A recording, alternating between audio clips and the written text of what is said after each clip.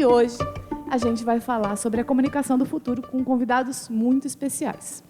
Então, eu gostaria de convidar para o palco a nossa querida Michele Prazeres.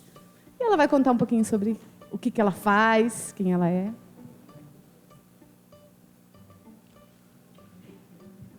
Me peguei de surpresa. Achei que ia ser em ordem alfabética, que eu não ia ser a primeira, entendeu? Gente, boa noite. Muito obrigada, Joyce, Luiz, pessoal da La Graça, pelo convite para estar aqui. Estou muito feliz, muito honrada de estar aqui. La Graça é parceira do Desacelera SP, que é o projeto que eu sou uma das idealizadoras e das líderes, né, aqui em São Paulo. Eu fiz uma colinha para falar de mim, já falando do assunto de hoje.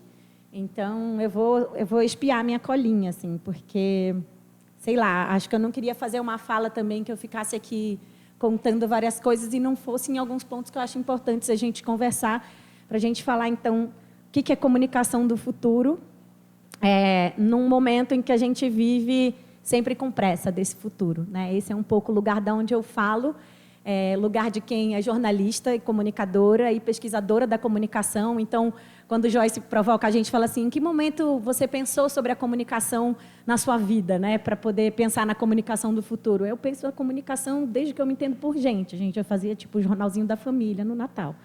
Então, eu penso comunicação o tempo inteiro, eu respiro comunicação, mas eu acho que eu listei alguns episódios onde eu pude, talvez, dar uma colaboração ao mundo ou contribuir para construir outras formas de comunicação desse lugar que eu atuo, que eu considero, né, ser, do ponto de vista de quem pesquisa e atua sobre isso, a crítica da comunicação. Porque a gente conhece a comunicação desse jeito que Joyce falou, né? Ah, não, seja objetivo, seja direto, seja preciso, seja descritivo. Especialmente os jornalistas aprendem a ser, supostamente, isentos, né? Enfim, então, a gente aprende a fazer comunicação de um jeito muito mental e racional, né? E no Desacelera SP, a gente está fazendo comunicação e escrita que a gente chama de afetiva. Tentando desconstruir algumas categorias que a gente construiu ao longo dessa história de comunicação para dizer assim, não, a gente tem que comunicar os afetos, a gente tem que comunicar a sensorialidade, a gente tem que poder achar que essa comunicação também é legítima e também vai provocar conexões, engajamento, enfim, tudo isso que a gente chama de métricas hoje em dia. Então, eu listei pelo menos 3 momentos, né? Um primeiro momento, bom, e todos eles nasceram de incômodos com esse papo sobre tecnologia. Então, assim, eu sempre trabalhei com tecnologia, bastante, mas com um braço que eu considero uma humanização das tecnologias, né? Um uso humano das tecnologias, e para pensar, então, o uso das tecnologias que não seja esse considerado natural ou normal, né? Então, quando eu trabalhava como assessora de comunicação em organizações sociais, projetos coletivos e movimentos sociais, eu me perguntei por que é obrigatório? Por que eu tenho que usar? Por que eu tenho que ter um site, um perfil no Twitter, um Instagram, um SoundCloud, um YouTube? Por que eu não posso pensar do que eu preciso para fazer a comunicação necessária e, inclusive, sustentável, né, gente? Quando a gente faz mais comunicação do que a gente precisa, a gente está contribuindo para o excesso. Então, excesso, acho que é uma palavrinha de conjuntura, assim, do que a gente vive, que me fez pensar por que comunicação, que tecnologia tem que ser obrigatório. E aí eu estudei isso no mestrado. E aí eu comecei a trabalhar numa organização de educação, chama Ação Educativa, é uma ONG aqui de São Paulo, que trabalha com educação popular, juventude, cultura. E aí eu comecei a me perguntar, então, por que é a tecnologia que vai salvar a educação? Porque é um pouco isso que a gente ouve do mercado, né? Então, assim, tem que ter um computador para o aluno, tem que ter a sala de informática, tem que ter o professor que sabe manejar as tecnologias e dar uma aula pirotécnica, tem que ter a escola informatizada, tem que ter... Por quê? Aí eu, não, pera, mas qual que é o objetivo pedagógico de usar as tecnologias? E aí sim, com certeza, né? Podemos fazer bons usos das tecnologias. E aí eu me perguntei, então, por que vai salvar? Por que salva? Ou que tecnologia, de fato, salva? E aí eu fui pesquisar isso no doutorado. E aí continuei minha caminhada, meus filhos nasceram. Quando meus filhos nasceram, a questão do tempo veio assim avassaladoramente para a minha vida. Eu costumo dizer que quando o Miguel nasceu, o tempo encarnou para mim. O Miguel é meu mais velho, que tem 8. Né? Então, ele é o tempo encarnado para mim, porque o tempo tem 8 anos. Né? Que você olha para aquele tempo crescendo todo dia, e aquela criança te pedindo atenção, e nesse mundo que a gente vive, uma hora você fala, nossa, esse cara está me dizendo que está tudo errado. Né? Eu preciso estar aqui, atenção plena, presente, né? Olhando para essa criatura que está me pedindo atenção e o mundo está me oferecendo 1000 apelos. A gente falava um pouco disso, né, Ed, no bastidor ali, antes da gente começar. E aí, eu comecei a dar aula, então, na Faculdade de Comunicação, que é onde eu trabalho hoje, é meu principal fazer, minha principal prática como professora da Faculdade Casper Líbero, aqui em São Paulo. Tem a minha ex-aluna aqui, a Jade. É bom reencontrar as pessoas. E aí, na Casper, eu voltei de novo a esse olhar para a comunicação e para esse universo que é infoxicado, da infoxicação, é da desinformação e é da hiperinformação. Então, é excesso, é um monte de informação falsa e é um monte de informação que é um excesso de expressividade, mas não é comunicação. Então, um teórico da comunicação chamado Dominique Volton, de quem eu gosto muito, que eu gosto muito de ler e de indicar, ele escreve sobre isso, né? Informar não é comunicar. E quando a gente quer comunicar, então a gente precisa fugir desses 3 pilares, dessa informação, desse acesso de informação que a gente vive hoje. E aí eu comecei a pensar, bom, se o mundo é isso, né? É essa tecnologia e é toda essa circularidade de informação excessiva que desinforma, que promove acesso e que infoxica a gente, o disruptivo é o humano. Então, claro que não dá para a gente negar isso, não é uma ingenuidade, nem uma nostalgia, nem uma anacronia. Óbvio que eu sei que a gente precisa se relacionar com as tecnologias. Mas a minha pergunta é, precisa ser, então, obrigatório? Precisa achar que vai salvar? Precisa ser tão rápido? Precisa ser só rápido? Precisa só afastar? Porque o pessoal fala, né, a tecnologia afasta, porque você está aqui no celular e pode falar, que eu estou te ouvindo, hein? Não, a minha mãe mora em Salvador, estava contando aqui, acho que para o Ed também. Minha mãe mora em Salvador, se não fosse, para você.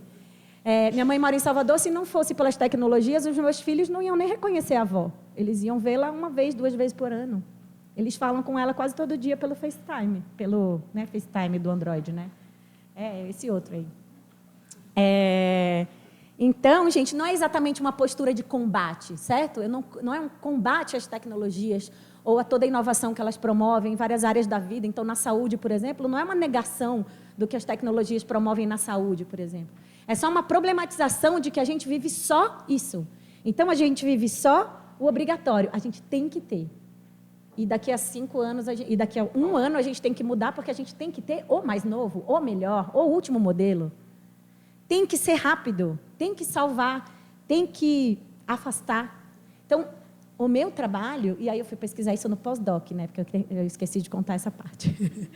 Então, hoje eu tenho um pós-doutorado em curso sobre comunicação slow, certo? Então, é essa história da gente parar para pensar. Então, no meio disso tudo, que comunicação faz sentido? Né? Como fazer sentido com comunicação? Então, eu estou, inclusive, pensando que tipo de métrica a gente pensa para medir uma comunicação realmente eficaz, sendo que a gente valoriza o número, o clique, o comentário, o lá, mas a gente não mede como essa comunicação está chegando nessas pessoas. A gente não mede, não, a gente até mede, mas a gente não tem isso como a principal métrica, talvez, de sucesso ou de eficácia daquela comunicação. Então, estou chegando em alguns parâmetros, acho que a gente pode conversar mais no debate, mas eu queria contar para vocês que essas são as perguntas que eu me faço quase que todo dia sobre comunicação e que eu percebo que requerem da gente o tempo inteiro uma atitude real de atenção permanente ao que a gente está fazendo. Se a gente para de gastar energia prestando atenção no que a gente está vendo, ouvindo e falando, a gente cai no automático e a gente não se comunica, a gente se expressa. E a gente não ouve, a gente só, né, transmite. Né? Então, é muita energia que precisa para estar atento e forte e se comunicar com sentido e com presença e com atenção plena, que são as ideias do Slow transpostas para o mundo da comunicação. Acho que esse era o recado principal, junto com a apresentação. Falei muito, né? Eu falei para a Camila que eu precisava de puxão de orelha. Obrigada, Michele. Imagina, você pode ficar sentada aí já. Nosso próximo convidado, a gente já vê que a conversa aqui vai ser boa, né? Porque é uma pessoa de tecnologia. Olha que beleza. Xavier, um prazer te receber. Você pode pegar o microfone. Olá, boa noite a todos. Como vocês percebem, eu sou carioca da França. Ou seja, sou francês, moro no Rio. Viajei hoje para chegar para estar com vocês e agradeço muito pelo convite. Então, eu sou o cara da tecnologia. Antes de me mudar para cá, eu comecei minha vida profissional em finanças, depois me mudei para o universo da televisão, que foi onde eu descobri realmente a comunicação no sentido de broadcasting, para muitos. Como você vai se exprimir, como todo o mercado profissional da publicidade. E depois de um tempinho, uma empresa chamada Google me ligou querendo me contratar, porque elas iriam lançar o Google Video, que era o antigo YouTube. E lá eu comecei uma caminhada de 10 anos, trabalhando primeiro para Google, depois eu fui um dos primeiros funcionários de Facebook na França, e eu vendava sentimentos, likes. Então, eu gostei muito do tema que você trouxe, porque isso me fez descobrir, pensar e moldar, de uma certa maneira, dois paradigmas de comunicação. O primeiro é vocês.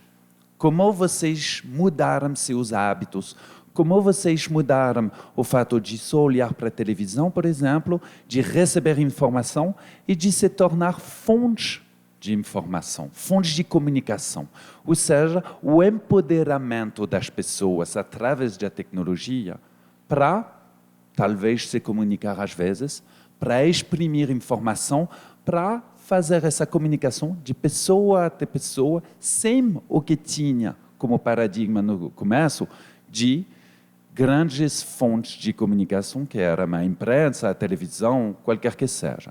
Então, esse paradigma, essa mudança, evoluiu bastante em 15 anos. Estou no Brasil há 5 anos. E hoje em dia nós falamos muito de excesso, nós falamos muito de fake news, tem até os deep fake news, que é a fake news ainda pior. E isso me fez refletir sobre o que nós chamamos de comunicação real, de excesso de comunicação. Ao mesmo tempo, o que eu queria trazer para o palco foi a mudança do mercado da publicidade. A publicidade, que seja a comunicação profissional, que quase todos nós usamos quando nós temos um negócio, a necessidade de ir nas redes sociais, a capacidade hoje que todo empresário, empreendedor tem de se comunicar, que antigamente era muito mais complicado, isso vai, eu acho, agregar um pouco no que você comentou de como o mercado de publicidade se mudou, porque também eu quero trazer para vocês a perspectiva europeia. Sendo francês, nós temos Descartes, o cartesianismo, esse coração de métricas, o cérebro e tudo isso. E chegando no Brasil, eu descobri o abraço, eu descobri o coramão, eu descobri uma outra forma de se comunicar, até na comunicação profissional. Então, fico muito honrado pelo convite, obrigado a Graça. E um pouco isso que eu queria trazer, porque ao longo de 15 anos, nós vimos algumas coisas interessantes e também eu quero trazer por que eu estou aqui. Chegando no Brasil, eu decidi criar o Ponto Futuro, que é uma série de eventos B2B para empresas, para ajudar executivos a entender o que está acontecendo com tecnologia. Na nossa vida pessoal, nós percebemos o excesso, até o medo de se comunicar demais, mas no âmbito profissional, às vezes é ainda pior. A hierarquia está começando a perceber que o mais jovem, o estagiário, que não falava, hoje em dia você tem que perguntar para ele porque ele sabe melhor. Então, nós estamos em novos paradigmas profissionais, é isso que traz no Ponto Futuro. E o tema do primeiro evento que nós organizamos lá no Rio, em maio de 2017, foi compreender o presente para liderar o futuro. Eu acredito que na comunicação do futuro, ninguém tem bola de cristal. Dá para sentir um pouco alguns caminhos. O que nós acreditamos na Mox Digital, tem minha sócia lá por trás, nós acreditamos que todas as empresas vão ser empresas de tecnologia. O que isso significa? Antigamente, não nem tanto tempo atrás, TI era a área de tecnologia, serviço. Hoje em dia, se tornam, até no seu trabalho, ferramentas extremamente poderosas. Estamos falando de tecnologia está mudando a educação. O que isso significa? Está mudando o marketing, está mudando o RH, está mudando vendas. Significa que está abrindo oportunidades gigantes. Obviamente, que são muito ligadas à essência da tecnologia. Eu voltarei nisso, que tecnologia oferece alcance. Sou francês, não falo todos os dias com meus pais, mas eu consigo falar com amigos, me relacionar. Morei em muitos países, Canadá, Estados Unidos, China, enfim. Sempre usei e adorei a tecnologia para manter esse contato pessoal com meus amigos, mas, ao mesmo tempo, abre desafios. Nós fomos, um tempo curto, onde, pela primeira vez, nós vimos o poder político da tecnologia, a capacidade de alavancar esse alcance para fins desejáveis para alguns, menos desejáveis para outros. E dá para perceber que está chegando na educação. Na capacidade que nós vamos ter de educar nossos filhos. Uma métrica que eu sempre falo, eu tenho 8 sobrinhos, um irmão, uma irmã, eu sempre falo isso. A taxa de penetração dos sites de pornografia das crianças de 12 até 16 anos é 100%. Todas elas vejam isso.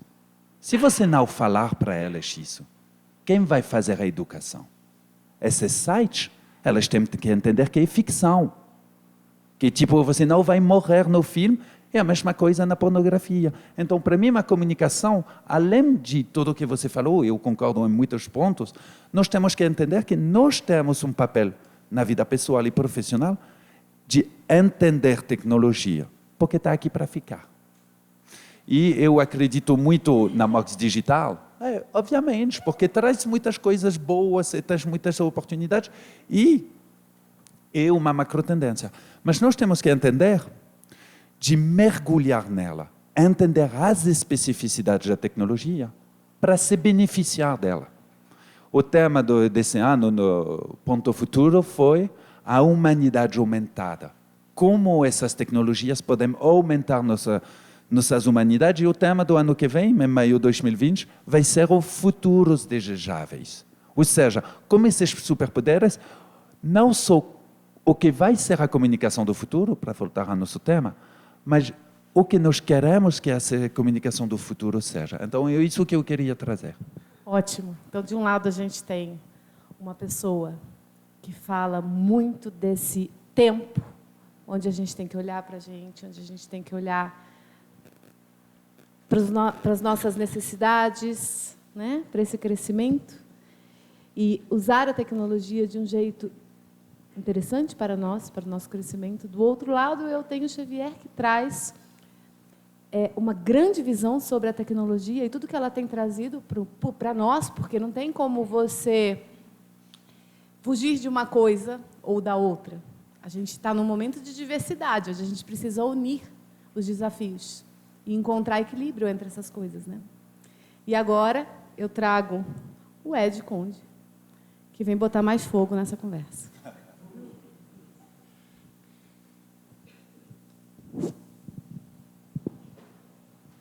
Olá, pessoal. Boa noite para vocês. Tudo bem? Tudo em paz? Eu achei interessante sua comunicação. São duas vias diferentes, complementares. Né? E como a Joyce falou, talvez eu esteja trazendo aqui uma terceira via, diferente, né, em termos de ponto de vista, que o meu interesse pela comunicação foi sendo vítima dela. E quando eu falo vítima dela, eu estou me referindo a... Vocês se lembram que a Joyce comentou aqui no início, de uma briga eterna, né, entre o lado esquerdo, vocês lembram o que estava aqui? A objetividade, o lado direto, e o outro lado, que é o lado, né, do afetivo, do subjetivo. Comigo aconteceu exatamente a descoberta disso em função de tudo que aconteceu, seja na infância, seja na escola, e hoje profissionalmente, lidando exatamente com esse universo nosso aqui, de tentar mostrar para outras pessoas outras formas de comunicar, outras formas de apresentar, outras formas de se relacionar. Né? Então, eu sou da época em que o bullying era mais limitado, mas eu sofri muito de bullying na escola em relação a esses processos, mas não tinha absolutamente nada, né, do lado digital. Eu adoeci em função da comunicação. Eu tive gastrite, eu tive úlcera, eu tive depressão, em função de ambientes em que não havia tudo isso que a Joyce brilhantemente expôs no início. Só que eu fui descobrir isso depois de muito tempo. Né? Ou seja, a paixão por esse mundo das relações, do conhecimento, da comunicação, no meu caso, teve uma outra origem. Eu adoro demais essa área em função... Eu uso até a expressão comunicação orgânica com a Joyce, porque exatamente eu acho que nós perdemos um pouco esse lado orgânico, apesar de sermos seres vivos, somos organismos. Então, não adianta nada alguém chegar com tanta solução imediata, rápida, instantânea e objetiva, porque nós não recebemos dessa forma. A inteligência artificial, sim, nós não. Nós temos outros mecanismos de receber e nós temos outros mecanismos de transmitir.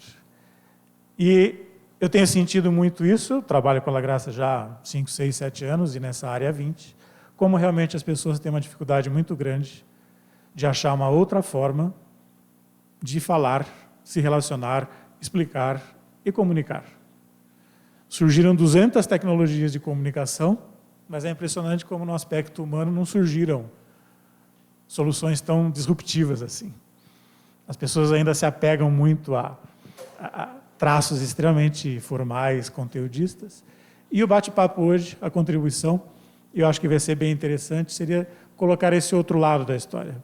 Eu adoro muito a comunicação, eu sofri com ela, mas eu trabalho com ela 24 horas por dia e há outras possibilidades. Né? Então, vamos discutir bastante sobre a influência desse mundo digital nas pessoas, mas como um organismo que sente, que reflete e que age. Né? Então, tem outros caminhos aí que podem ser desenvolvidos. Tá? O nosso objetivo hoje vai ser debater e conversar sobre isso. Tá bom? Obrigadão. Obrigado, Joyce. Bom, nossos personagens estão apresentados. Agora vocês vão se reunir em grupos. Procurem olhar para as pessoas do seu lado aí, entre 4, 5 pessoas. E conversem um pouco sobre esses 3 universos. Vocês podem perguntar especificamente para uma pessoa aqui na frente e vocês podem complementar as respostas, tá? Ed, Michele? Ed, Michele? Vocês podem complementar as respostas, mesmo que a pergunta seja direcionada para um de vocês, tá? Ou vocês podem perguntar para os 3, caso vocês queiram. Tudo bem? Eu vou dar... Quantos minutinhos, Luiz? 5 minutinhos, né? 5 minutos para vocês baterem um papo aí e pensarem em uma pergunta que seja de interesse do grupo.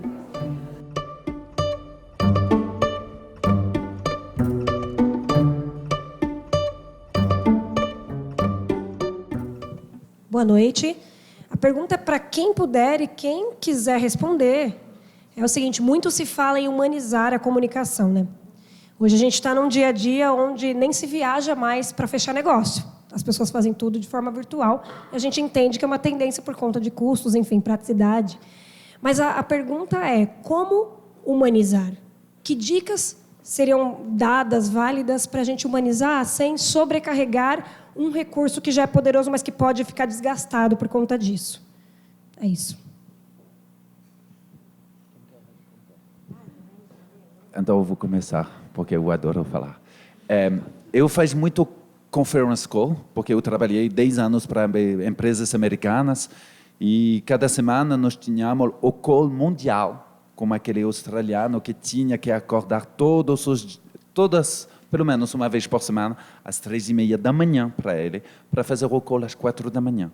E atrapalha um pouco a sua vida. Quando nós falamos, nós entramos, como você está? Está tudo bem. Isso é a função fatigue da língua. Ou seja, quando você tenta se relacionar especificamente com aquela pessoa que você está perguntando. O que nós percebemos é que uma maneira de humanizar a comunicação, você está falando especificamente no âmbito de trabalho, tudo isso, é continuar as perguntas. Ou seja, focar, ter interesse de verdade. Como você está desde a semana passada? Como foi aquele evento? Para tangibilizar o seu interesse, para não ficar só numa conversa que você poderia ter num elevador, mas falar, eu lembro que você falou isso, eu gosto daquela blusa, para criar uma conexão de verdade entre duas pessoas num momento específico. Eu era vendedor de publicidade, então eu tinha que encontrar muitas pessoas o tempo todo. Eu sempre tentava lembrar pelo menos de 3 pontos de cada encontro que eu anotava para trazer de novo, porque essa pessoa pensa imediatamente, ela focou, tem interesse de verdade e especificamente não é uma conversa que ele vai ter com tudo isso. É um pouco um truque, mas quando você usa truque, você abre um outro caminho para a pessoa não responder, estou tudo bem. Verdade, tudo isso. E começa a conversa fluindo, porque no final das contas, o que eu percebi, na comunicação, na troca de mensagem, você tem que abrir o fluxo um pouco para que essa comunicação seja mais aberta, não seja parada no coração fechado de, estou tudo bem. O que você vai falar depois? Ok, está tudo bem, vamos lá. Então, eu uso isso pessoalmente. Eu queria comentar, eu acho que é isso, mas é também... Bom, a minha primeira resposta mais imediata seria... não sei, não tem fórmula, sabe? Eu acho que quanto mais fórmula a gente busca, mais desumanizando a gente está. Então, eu te diria assim, qual que é o segredo para humanizar a tecnologia no contexto X? Vamos entender esse contexto? Então, é dentro de uma empresa? É na convivência entre os funcionários? É na escola? É na convivência entre os professores e os alunos? É em casa? Porque na minha família todo mundo está meio viciado em celular e a gente quer criar umas regras. Então, assim, primeiro de tudo, eu te diria, sei lá, não tem muitas fórmulas. Eu acho que tem alguns parâmetros, né? Acho que a gente pode partir de alguns acordos.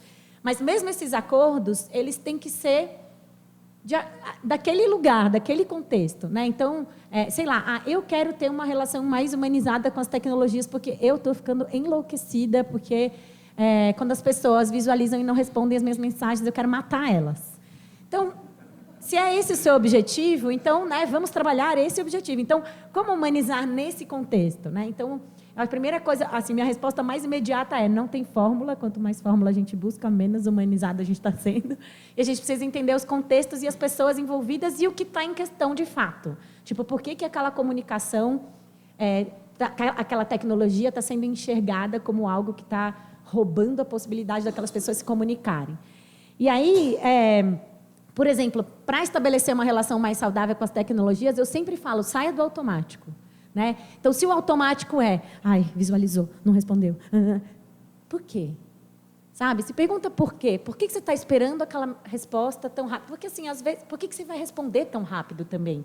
Porque, às vezes, a gente responde só para tirar da frente, né? E a gente nem responde, porque a gente nem se conectou com o que aquela pessoa falou do outro lado. A gente responde só para, sei lá, marcar lida lá no bichinho do negócio. Enfim, então... Saia do automático, né? Se pergunte por quê. Acho que esse é uma dica. Eu só iria acrescentar, é muito verdadeiro. Quando você está na frente de uma pessoa, dá para olhar o corpo, como a pessoa cheira, como ela está, se ela está assim. Num call, num WhatsApp, não dá para sentir isso.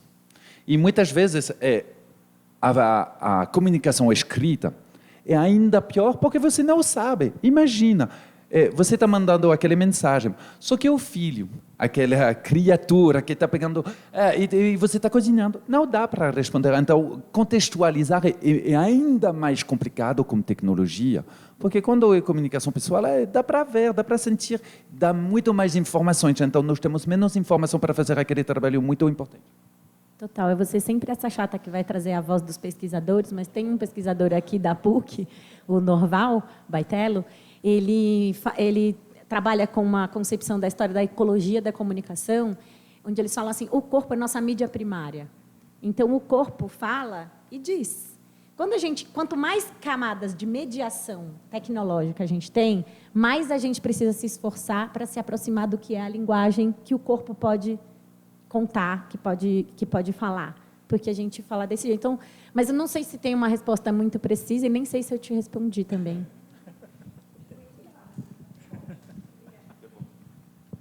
Mas, o pessoal que está pesquisando o slow media, o slow journal, trazendo isso muito para a coisa das mídias mesmo, tem alguns parâmetros. Então, ser transparente, trabalhar com comunidades, se conectar ao que é o saber primário dessas pessoas, para tentar estabelecer conexões mais verdadeiras. Tem alguns parâmetros, mas eles são sempre aplicáveis ao contexto ou não. Né? Se você quiser concretizar mais, tipo, descer para o chão mesmo, sugeriria o manifesto Slow Media, um movimento que está tentando humanizar essa coisa da comunicação e da tecnologia. Diga. Não, só um comentário. Acho que nunca ninguém na escola teve aula de humanização. Né? Ninguém. Agora está virando moda. E vai virar. Né? Os robôs chegaram.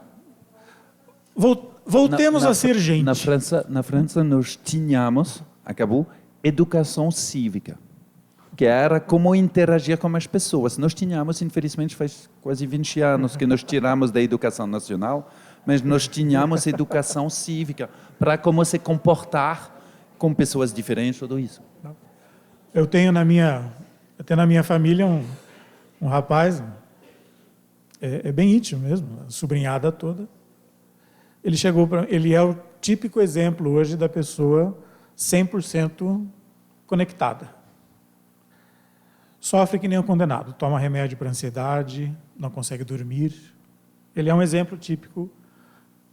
Ele chegou para mim e falou, tio, o senhor que sempre foi meio louco, fez teatro, estudou filosofia, fica falando desses papos, etc. Tal. Ele falou para mim, isso muito recentemente, falou, eu estou precisando de ajuda.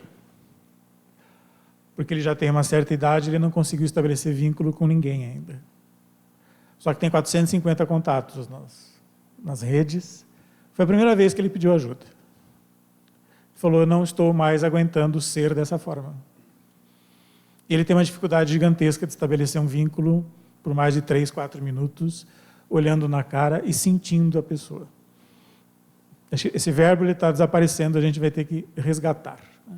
Para mim, humanizar é tirar tudo aquilo que é lógico e linguagem e saber que você tem vida, experiência, história, sentimento e um ponto de vista que é único e que eu não vou catalogar nem colocar em nenhum tipo de parâmetro.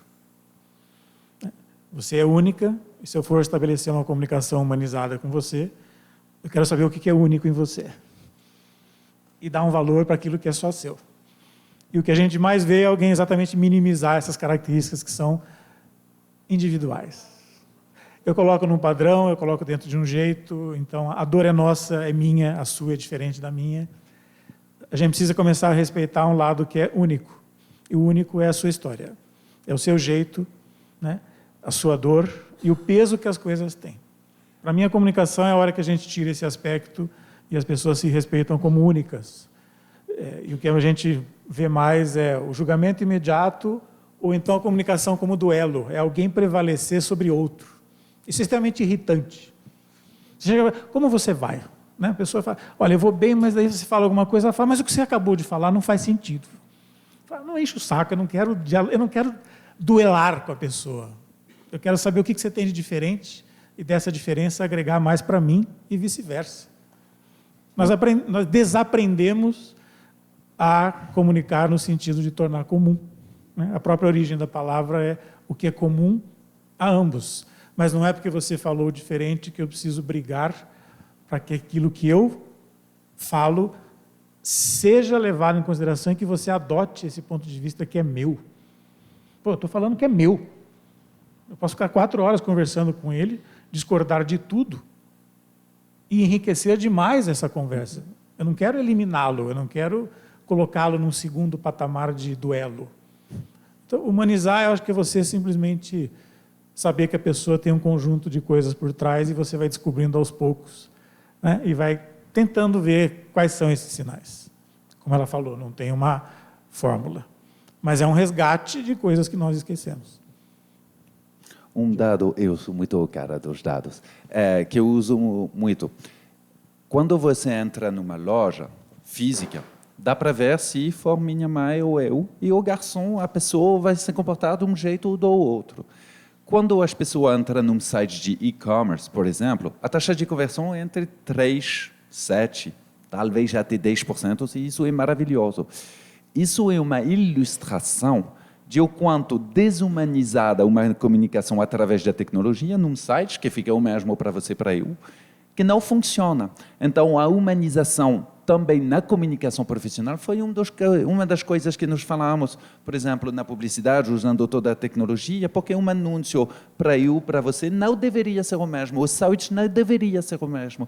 Então, até naquela economia paralela de e-commerce, de tudo isso, elas estão começando a entender que não é só dados, planilha Excel, e que para ter eficiência, tem uma eficiência na humanização da comunicação, da publicidade e tudo isso.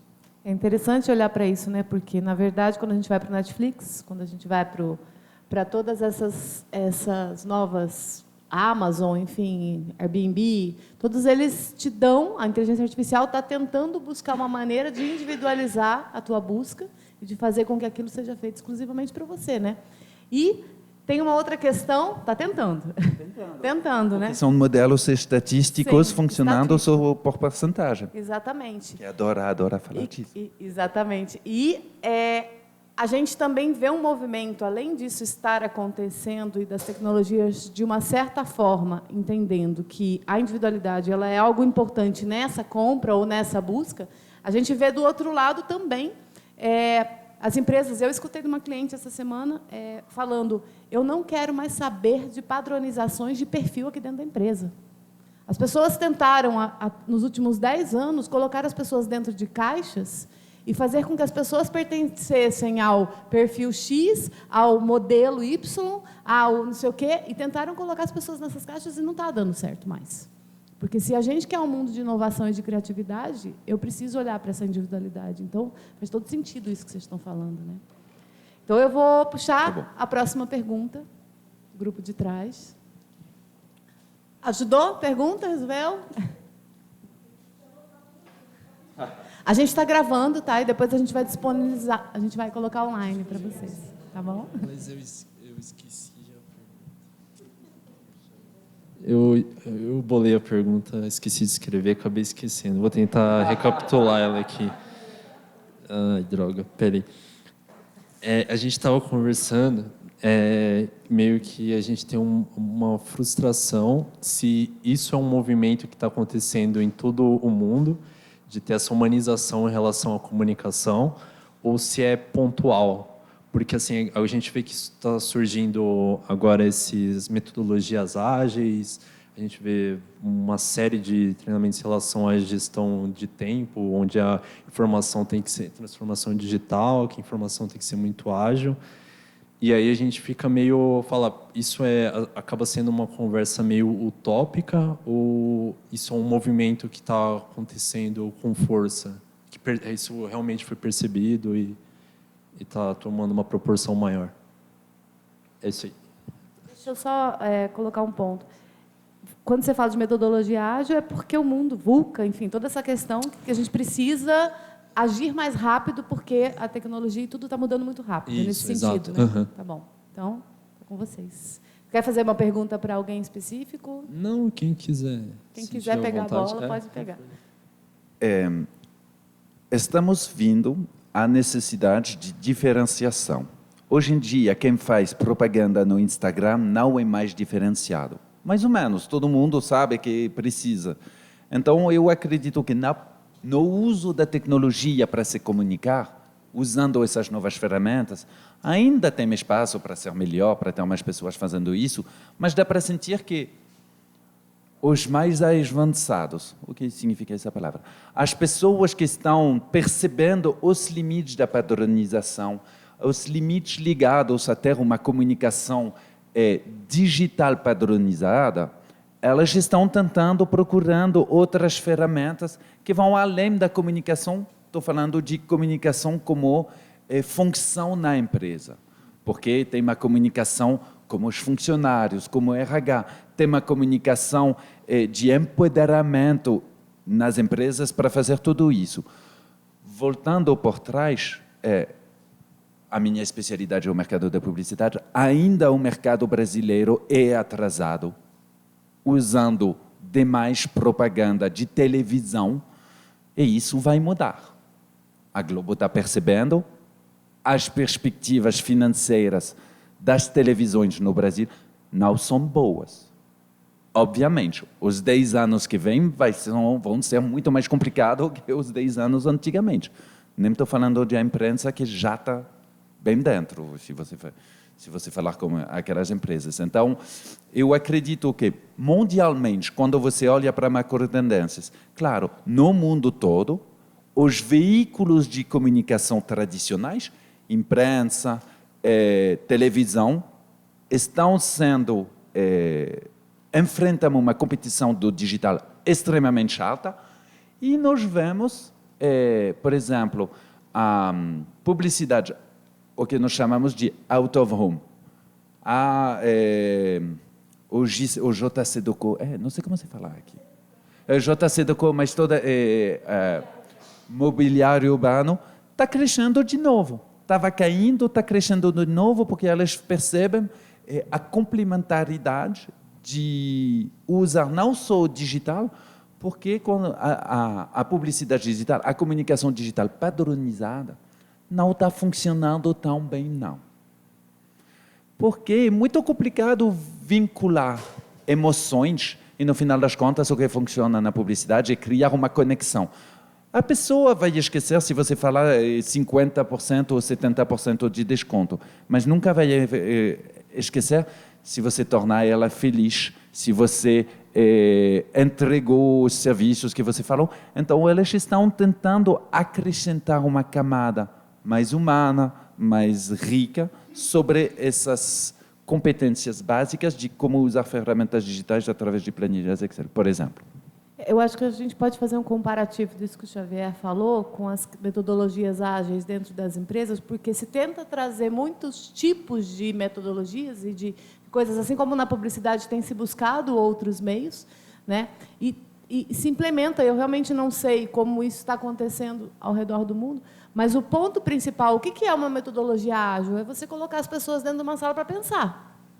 E isso faz com que mais pessoas pensem juntas e elas consigam sair dali com uma resposta com mais pontos de vista, com mais conexão para resolver os problemas da empresa, certo?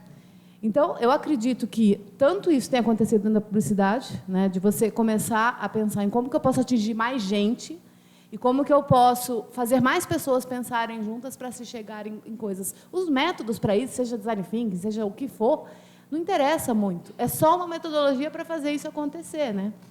Mas eu iria acrescentar que, fora da transformação digital, usar ferramentas digitais, eu acredito, em minha opinião, baseada na minha experiência, nós estamos numa transformação tecnológica extremamente profunda. Ainda não percebemos o quanto a tecnologia está mexendo com as fundações do nosso modelo civilizacional. E nada menos. Então, vocês podem falar, é a sua opinião, mas eu acredito, o meu trabalho na Mox Digital é ajudar a trazer pontos de vista e experiências para ajudar pessoas a ter uma opinião informada. Nós moramos na era da opinião. Eu sinto muito, mas muitas opiniões de pessoas menos informadas, menos pesquisadas, não valem tanto o quanto a minha opinião sobre alguns pontos, porque minha opinião medical não vale nada. Eu não tenho as competências, as informações, as pesquisas para fazer isso. E o que estamos vendo com a chegada da tecnologia é a mudança do modelo industrial. Então, o modelo industrial é, vamos fazer um planejamento, 5 anos, eu tenho visibilidade há 10 anos. Acabou. Então, a transformação tecnológica que está por trás não é só uma transformação digital. É a razão que está chegando novas metodologias mais humanas, mais ágil, mas tudo isso para se adaptar a uma realidade um pouco menos fácil a planejar, pelo menos. Eu diria que assim, nossa, são tantas coisas que é difícil organizar o pensamento, mas eu não estou conseguindo enxergar. A pessoa que fez a pergunta está me dando uma agonia. Ah, oi, tudo bom? Eu diria assim, tudo que a gente está vivendo é ao mesmo tempo antigo, porque a gente está atrasado, e a gente tem sempre essa sensação do atraso pressionando a gente a correr atrás. Ao mesmo tempo, é muito novo do ponto de vista do tempo histórico. Então, a gente tem pressa, mas a gente também precisa entender que, não, pera, calma, isso é novo, a gente está aprendendo a lidar com isso, vamos junto, vamos, né, pensando, vamos problematizando, vamos estranhando, porque nada é tanto assim. E eu acho que, como sociedade, a gente não tem essa oportunidade. A gente está sendo engolido pela obsolescência programada, que é, tenha o novo, o antes, o ágil, o rápido, o agora, seja, faça, aconteça. Como sociedade, a gente está sendo engolido. O Bill Churran chamou de sociedade do cansaço. É isso, né? A gente anda exausto, cansado, esgotado, e a tecnologia é um dos motores desse esgotamento. Mas eu acho que a gente confunde o que a gente chama de tecnologia com outros motores de aceleração.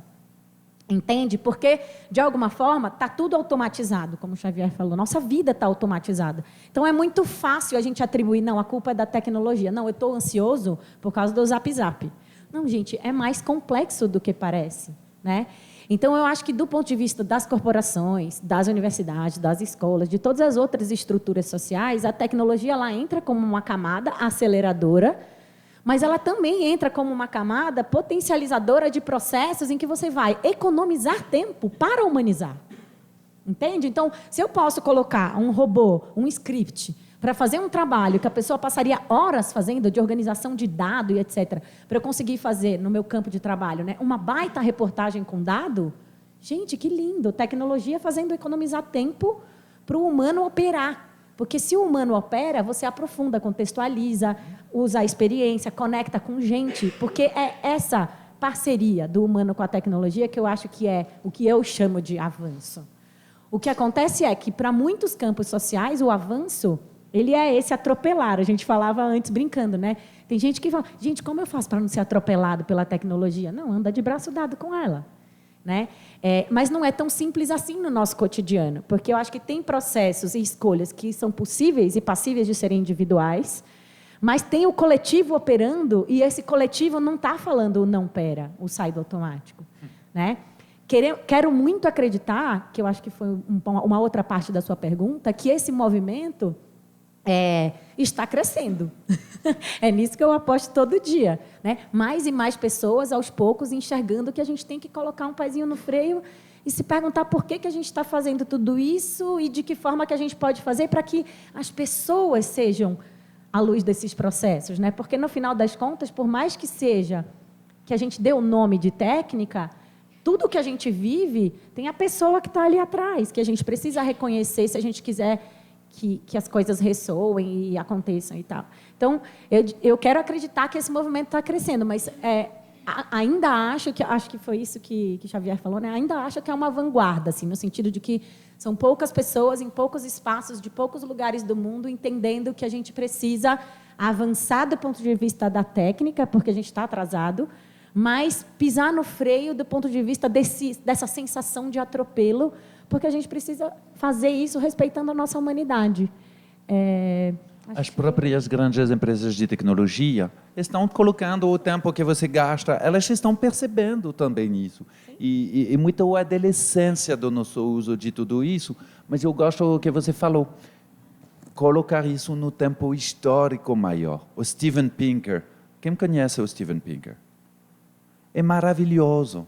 Nunca trabalhamos tão pouco.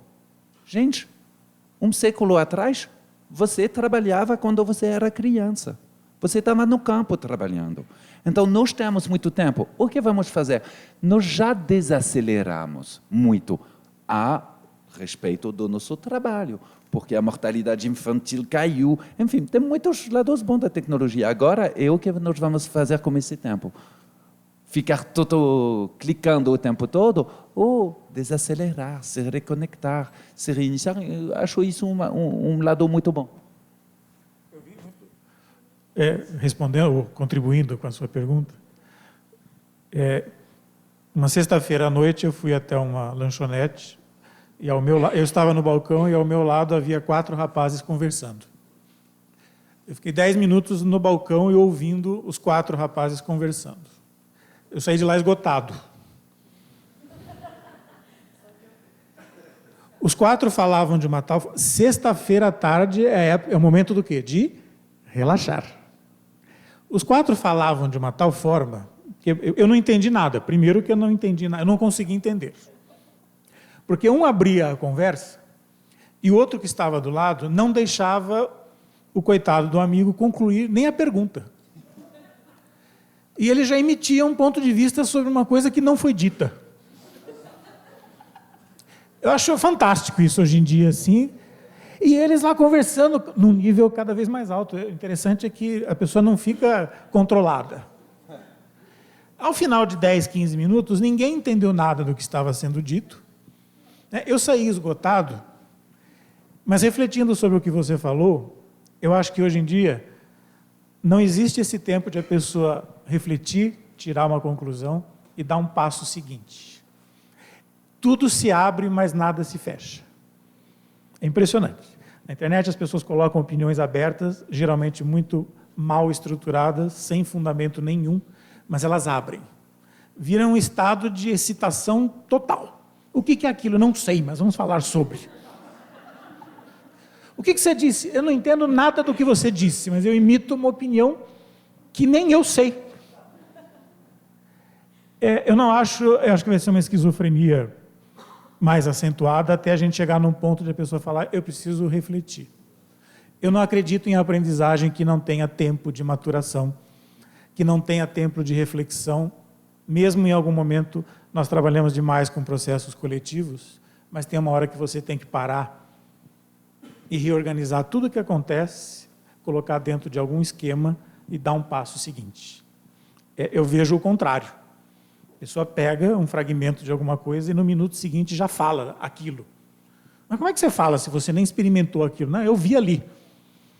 E a dúvida que eu tenho, eu vou aonde? Eu vou na Wikipédia. Aí tem lá, você lê 200 livros, né? Nossa amiga aqui faz 100 anos que estuda alguma coisa para ter um fundamento.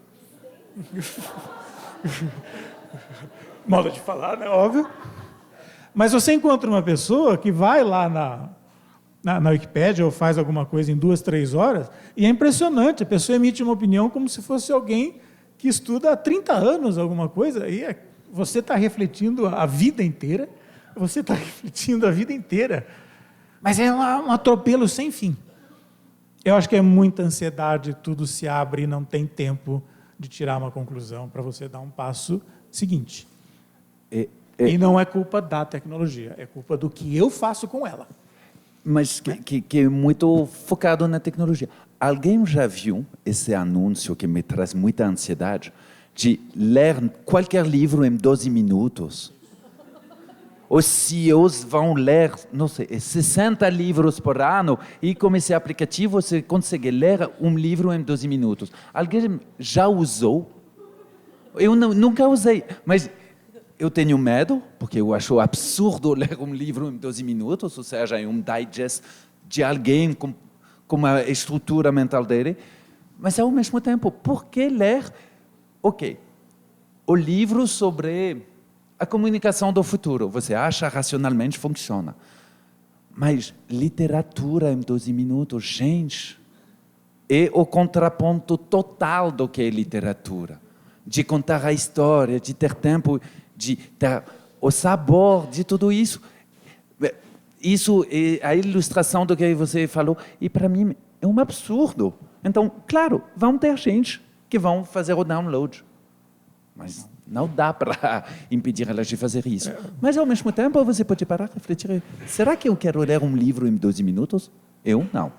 Aprenda francês em 30 lições. Só para entender a acentuação do francês, que é uma das coisas mais difíceis de entender. Falar português é às vezes complicado de sotaque. Vou só falar.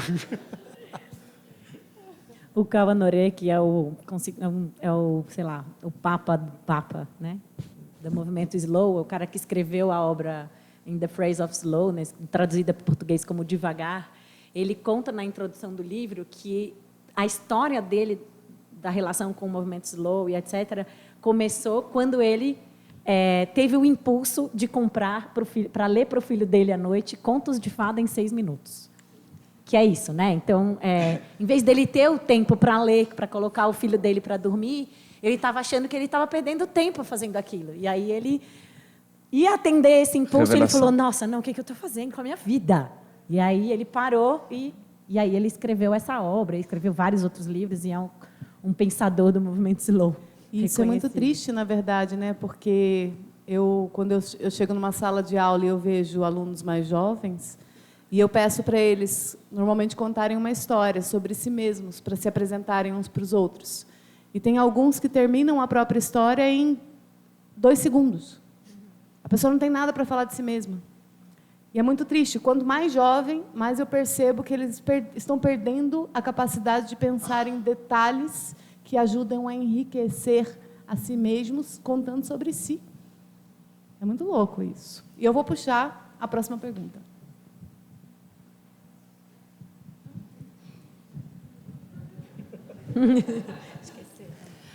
Eu gostaria de ilustrar. Boa noite, meu nome é Miriam, obrigada pela oportunidade e fiquei super satisfeita de saber que a La Graça estava aqui hoje. Nossa, que Obrigada. gostoso, já conheço o trabalho de vocês, admiro. E eu acho que o que está acontecendo no mundo hoje que muda na maneira como eu me comunico desculpa o seu nome? Xavier, ele tocou num ponto que é muito importante. Na verdade, os problemas já estavam aí, não é verdade? Então, a comunicação é como que eu me comunico. A gente não sabe se comunicar, né? Eu não me interesso pelo outro. Eu quero falar e quero que você me ouça, entendeu? Então, assim, teve um tempo agora na Paulista que estava um container da Twitter. Vocês ficaram sabendo? E eles colocaram, o Twitter, né? Colocou uma startup, Tweetup, né? Para as pessoas entrarem lá dentro e se conectarem com outros países. E eu vi que tinha tanto jovem ali em frente ao shopping paulista, acho que é. Cidade de São Paulo. Cidade de São Paulo, obrigada. E aí eu falei, eu via jovens e os jovens não estavam ali. Aí eu falei, eu vou lá, não estou nem aí, eu vou saber o que está acontecendo ali, né? E eu fui, entrei, me conectei com outro país, dancei com o pessoal de lá, sem saber falar inglês direito, porque eu fiz cultura inglesa, mas nunca mais, né, me dediquei, então eu não falo corretamente, tenho dificuldade. Mas tinha uma mocinha que entrou comigo, eu ficava cutucando ela para falar. Falava, vamos se conectar com eles, o que eles gostam? Aí eu pensei, o que esse país gosta? Estilo de música. Na hora, sabe, eu comecei a me importar com o que eles gostavam. Falei, eu preciso falar de alguma coisa que eles gostem e que isso vai gerar conexão. E eu comecei a dançar dentro do container, e pouco que eu podia, porque a menina estava cantando. Falei, o que eu vou fazer? Eu vou fazer o que eu sei que vai tocar no coração deles. Entende? Então, eu acho assim, hoje a gente quer realmente falar, e toda hora está falando de assuntos diferentes. Parece que a gente está, como o Ed falou, né? Nós estamos num duelo, entende? Então, eu tenho estudado muito mais filosofia e psicologia para se entender, porque sempre vai ter gente à frente da gente. Eu quero saber onde eu entro nesse contexto e como eu faço para crescer. Entendeu? Eu não estou preocupada se fulano está, se seu país... Eu estou sabendo que tem uma galera aí na frente, que vai me abrir caminhos. Né? Eu estou quase chegando na terceira idade. Então, eu estou olhando para as pessoas idosas, como elas estão abrindo caminho para nós. Entende? Então, mas eu não me preocupo se eu estou atrasada, se eu não estou, porque eu já estive na frente. Teve um período da minha vida onde ninguém fazia o que eu fazia. Né? Então, assim, quando a pergunta fala o que está mudando, para mim está mudando a empatia, que eu aprendi lá na La Graça, a compaixão. eu começo a me interessar pelo outro, pelo sofrimento, pela dor do outro. Será que eu posso ajudar? Como é que eu posso ajudar com uma tecnologia tão maravilhosa? Então, por exemplo, se eu vou num consultório e vejo criança, eu procuro brincar. Criança perto de mim, eu falo para todo mundo isso. Isso não é um dom meu. Eu procurei desenvolver. Criança perto de mim não fica com o celular. Eu consigo ficar com criança e ela não fica no celular. Acredite se quiser. Aliás, eu pago para ver. Se eu faço um desafio, se alguém fica do meu lado com o celular. Por quê? Porque eu quero, em primeiro lugar, contagiar a pessoa. Eu vim com essa missão. Eu acho que a gente está focado muito na ferramenta, esquecendo que nós somos espírito e temos intuição e instinto. Você toca sobre o ponto de as pessoas querem falar. É normal. É a primeira vez da humanidade que ninguém, tem esse poder. Nunca aconteceu na vida da humanidade ouvir de mim. Eu sou um francês de uma cidade de 3.000 pessoas. Ou seja, ninguém. Nunca na história da humanidade alguém do meu perfil teve essa oportunidade. Então, todos nós estamos gritando, estamos falando. Ninguém ouvia para a gente. E, mais especificamente, eu cresci naquela pequena cidade gay. Não tem gay na minha cidade. Não tem literatura, não tem filme. Como que eu faço um casal gay? Não existia. Hoje em dia, eu consigo ouvir de outras pessoas. Claro, tem pessoas que vão reclamar que eu preciso morrer, qualquer coisa. Mas nós estamos numa fase da história da humanidade, onde cada pessoa pode exprimir uma coisa. E uma das razões que eu sempre falo é que eu acredito muito que estamos na adolescência da tecnologia. Por causa disso, porque quando eu comecei, tinha imprensa, televisão, você tinha que ser famoso, pesquisador, professor, uma autoridade para falar. Hoje em dia não precisa mais. Então, claro, tem o lado ruim. Então, de novo, naquela cidade, se você vai no bar, tem aquele bêbado que fala besteira o tempo todo. Ele está online, se chama troll. Ele está falando besteira o tempo todo e as pessoas estão acordando crédito para essa pessoa. Mas é normal, eu acredito que nós temos essa vontade de falar pela primeira vez, porque nunca aconteceu. Então, claro, nós estamos um pouco demais. Nós temos que pensar quais são nossos filtros, quais são nossas capacidades, cada um de filtrar o que agrega ou o que não agrega. Nós temos que entender o cyberbullying, porque é uma realidade e vai mudar. Mas eu concordo plenamente com você que é tudo novo. E quando você começa a se acostumar, é a razão que eu falo, há tanta importância da educação não formal, isso se faz, isso não se faz. Se você vai no restaurante, você não pode ficar do lado da pessoa, cada um no seu celular. Não se faz. É o papel da educação não formal, de institutos, das pessoas. Então, eu acredito que, como para acrescentar o que você falou, ainda nós temos também que ter um pouco essa empatia para todos nós, não falando, nós usamos mal tecnologia. Nós, pela primeira vez, temos essa sorte de ter a nossa capacidade de se exprimir. Falamos de tudo, falamos talvez muito demais, mas eu acredito que naturalmente também nós vamos conseguir chegar a um ponto de uso mais normal, mais razoável, que também esse movimento slow e tudo isso participa disso. Pode comentar, Laura? Pode. Estamos aqui para enquanto a Miriam falava, eu fiquei aqui, ai, gente, lá vou eu ser a pessimista, chata, pentelha de novo. Porque, assim, eu acho que, do ponto de vista humano, realmente, eu quero acreditar e acredito na nossa evolução, né? Espírito, alma, etc. Mas a gente comentava até, enquanto vocês tiveram a oportunidade de conversar entre vocês, a gente também cochichou aqui entre nós, e a gente comentava que da origem... Aí a gente, de novo, né, a gente está falando da tecnologia, e aí a gente está descendo para uma tecnologia específica, que é a rede mundial de computadores, a internet, e que dentro disso a gente está falando de rede social, que é uma outra, que é plataforma, tal. Então, assim, usar as palavras com alguma precisão, porque eu acho assim, do ponto de vista humano, talvez a gente esteja de fato acordando para o fato de que o futuro está na escuta, né? E a gente precisa escutar melhor, dialogar, né? Foi o tema do Encontro 2, né? O diálogo e o outro, e etc. Mas essas tecnologias, essas plataformas, especificamente as redes sociais, elas foram sendo construídas e ocupadas por grandes corporações que têm nutrido essa estrutura com uma lógica que não é essa.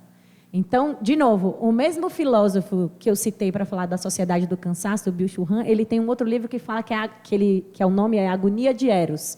E ele fala do erotismo como esse interesse pelo outro, né? E ele fala, morreu. Né? A gente se interessa pelo nosso espelho. E a nossa rede social é o nosso espelho. A gente só vê mais de nós mesmos. É narcísico, né? É egoísta. Os robôs são construídos para nos mostrar a nós mesmos, a confirmar as nossas próprias crenças. Não tem o diálogo anárquico, que era o potencial inicial, democrático e maravilhoso da internet, quando se criou a ARPANET lá atrás. Ela tinha esse potencial anárquico de quebrar a lógica do broadcast, né, do um para todos, e de construir uma rede de comunicação todos para todos. Tinha isso, ainda tem, mas a gente usa de outro jeito. E essas corporações que estão por trás dessas ferramentas e dessas tecnologias, elas foram construindo esses mecanismos de um jeito que a gente só confirma as nossas próprias verdades, a gente não vê a diversidade, né? E quando a gente vê, a gente bloqueia, porque a gente não quer ver, né? E aí tem um outro cara, o Jaron Lanier, você conhece o Jaron Lanier, que trabalhou no Vale do Silício e trabalhou, enfim, Google, Facebook, essas grandes empresas. Hoje ele está no LinkedIn. Ele escreveu um livro que chama 10 argumentos para você deletar agora as suas redes sociais. É um livro clickbait pra caramba, porque não é isso que ele propõe na real, é só um título para vender o livro mesmo. Mas ele fala dos 10 argumentos que tornam essas redes sociais a gente, e aí um dos capítulos é esse. As redes sociais estão tornando a gente um bando de babaca. A gente só quer saber da gente mesmo. A nossa timeline é uma grande celebração de nós mesmos, né? E é muito provocador o livro, né? Na verdade, ele fala para a gente fazer essa experiência de se afastar das redes sociais para a gente perceber como a gente fica mais saudável e mais humano. Mas ele fala, não estou sendo ingênuo de propor que elas acabem. Eu só quero que você passe a estranhar o que você recebe dessas redes, né? Porque, como estrutura social, elas têm um potencial democratizante, mas não é para isso que a gente está... E empatizante, mas não é para isso que a gente está usando, né? Eu adoro acrescentar. Eu tenho que me parar, porque eu falo o tempo todo. Uma das áreas que eu gosto, que eu descobri trabalhando para Facebook, que eu adorei na comunicação, é online dating. A nossa maneira de se comunicar, os aplicativos de encontros. Primeiro, o Tinder, todas elas. E todas elas. Porque muda absurdamente alguns pontos societais extremamente fortes. O primeiro, mistura a gente como nunca. Nós nos relacionamos, encontramos, fazemos mais às vezes, com pessoas de universos sociais muito longe das nossas realidades, que não acontecia antes. Porque nós estamos encontrando pessoas através de ferramentas que abrem caminhos para universos sociais onde você não almejava. Antigamente você encontrava pessoas no trabalho, de amigos, ou seja, uma grande homogeneidade social. Ao mesmo tempo, traz é complicado falar algumas ideias em português. Muda totalmente a nossa forma de falar e de se relacionar. É muito mais direto, é muito mais duro. E especificamente para mulheres, nos aplicativos, elas enfrentam uma resistência, uma agressividade de comunicação muito grande, que chega até aquele ponto que é muito complicado essas ferramentas tornar a nossa realidade. E imagina essa coisa, amanhã não vamos mais digitar. Nós temos que saber. Até vamos falar, talvez só vamos pensar, parece que só vamos pensar. Mas imagina uma criança no qual o único, a relação com tecnologia é como a Alexa. Faça isso, pega isso, coloca isso. Imagina quando ele vai entrar numa loja. Quero isso, faça isso para mim. Qual é a relação que nós vamos ter com aqueles dispositivos de voz, onde há forma de se comunicar? Então, eu concordo completamente com o que você fala sobre a nossa necessidade de se educar com a tecnologia, porque a tecnologia, além das redes sociais, elas têm um impacto in real life, em nossos comportamentos de deseducação. E o que você falou, não temos mais o tempo de deixar a pessoa falar que queremos apresentar a solução ou a resposta.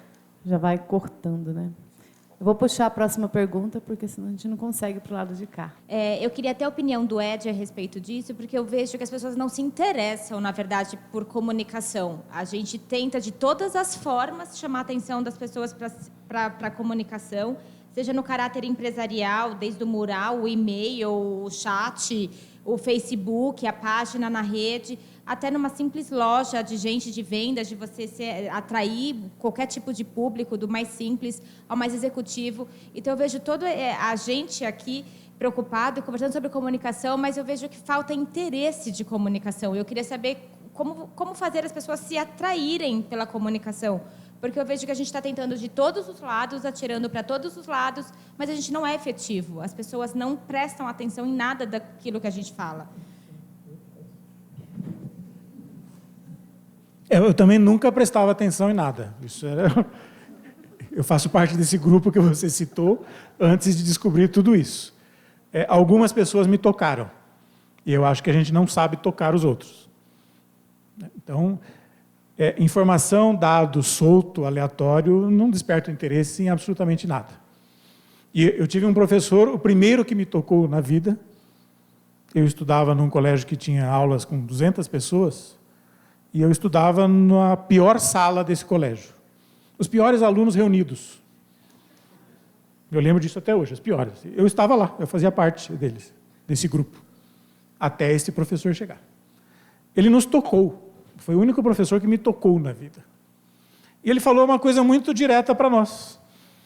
Ele entrou na sala, nós começamos a jogar aviãozinho nele, porque todos acéfalos, sem a mínima noção de nada, completamente alienados, querendo derrotar o professor. Aí o professor fez 3 minutos de silêncio e nos encarou. Nunca ninguém tinha nos encarado. Esse silêncio que ele fez conosco. E todo mundo ficou quieto, porque não deu certo a nossa técnica. Aí ele olhou para mim. Eu falei, agora ferrou tudo. Vocês são extremamente inteligentes, porém vocês são idiotas e vocês não sabem por quê. Eu lembro disso até hoje. Vocês não merecem ser idiotas.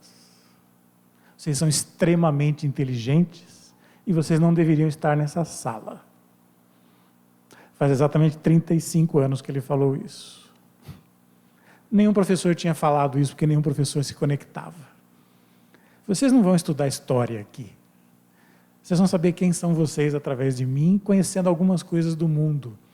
E no dia a dia vocês vão perceber como tudo isso vai ser interessante e vai fazer sentido para a vida de vocês. Não preciso falar o resultado disso. Todos amamos esse professor, adoramos. Tudo que ele falava para nós fazia o quê? Sentido. Aí eu comecei a entender que a comunicação não é você jogar palavras, murais ou a tecnologia, se você não toca, e para tocar tem que fazer sentido não para nós, e sim para quem? Para o outro. Comunicação não é jogar as coisas, é achar qual é o elemento que vai tocar. Que não é ainda explicar nem direcionar, é simplesmente dar uma chacoalhada. E aí tem tudo a ver com o que você falou no início.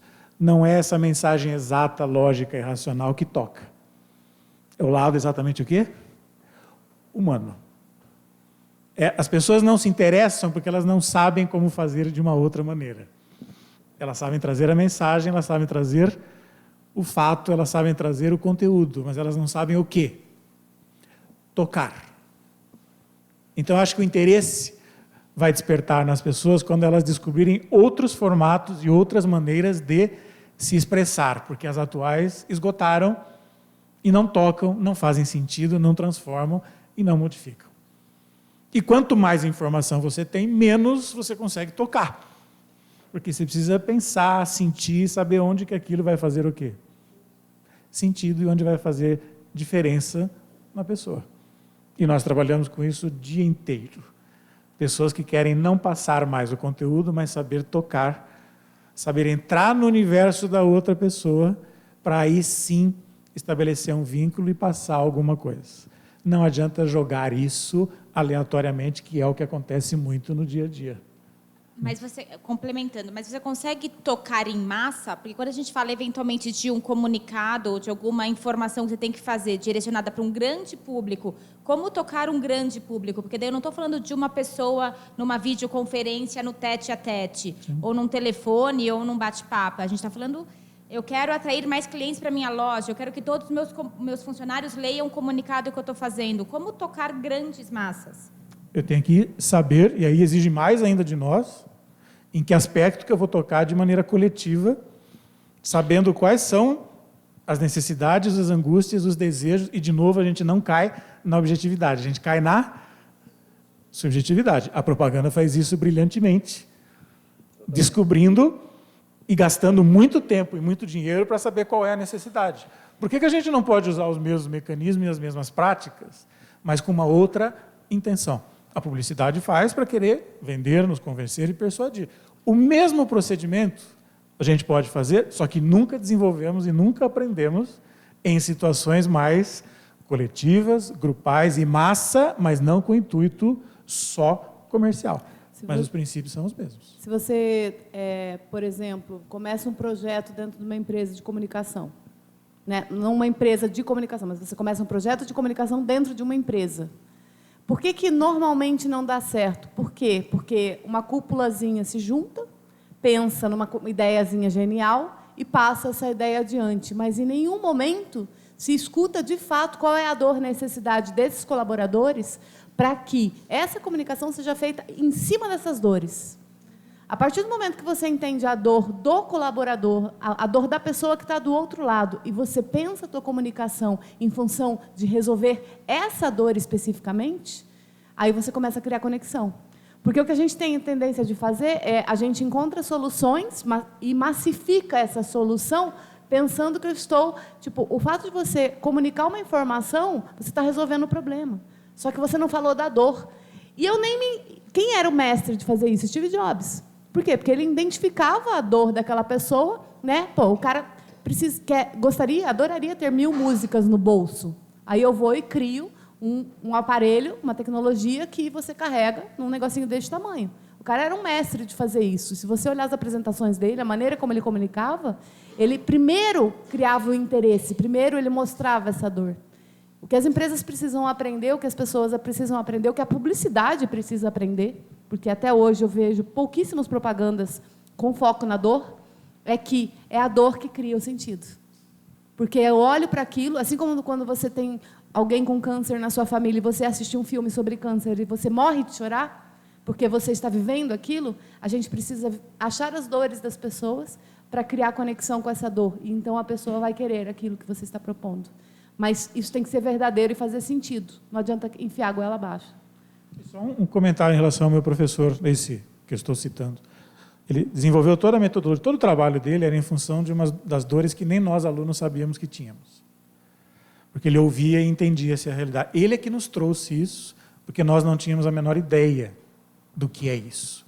Agora, o brilhantismo da aula dele é que todos os assuntos ele tratava dessa forma que a Joyce falou.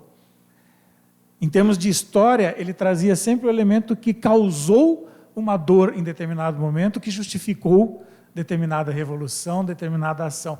Eu achei fantástico isso, porque foi o início de entender como a coisa é passada, não como ela é, mas sim o que leva a. E isso ele explicitamente deixava claro. Ele estudava e tinha uma baita de uma sensibilidade para enxergar as coisas não da forma objetiva, e sim o que levava a acontecer. Isso pode ser aplicado em qualquer tipo de cenário, seja individual, seja numa aula, seja uma massa enorme. Mas aí a gente inverte e eu não começo falando das coisas. Eu começo atraindo e tocando em função de o que está por trás das coisas, que é o que você comentou desde o início e que a gente ignora no dia a dia. Mas é possível, sim. Há outros mecanismos bem interessantes para tocar, seja individual ou em massa. Você quer falar fazer um alguma coisa? comentário só para jogar um pouco mais elementos, porque eu acho que estou totalmente de acordo com o que Joyce e Ed colocaram, mas assim, nesse mundo onde todo mundo pode se comunicar, que Xavier falou antes, né? E aí é uma fala bem corporativista mesmo, mas assim, parece que todo mundo pode mesmo comunicar, sendo que comunicar é um processo ultra complexo. E aí é isso, então vamos colocar qualquer pessoa para fazer de qualquer jeito, com qualquer custo, em qualquer tempo, porque é isso, é só comunicar, é só fazer um comunicado, é tão simples. Faz um card, bota no Instagram. E é isso, né? Se você não parte de um diagnóstico, precisa de um mapeamento muito aprofundado de quem é esse seu público, de com quem você quer contracenar, de que mensagem, de que abordagem, de que...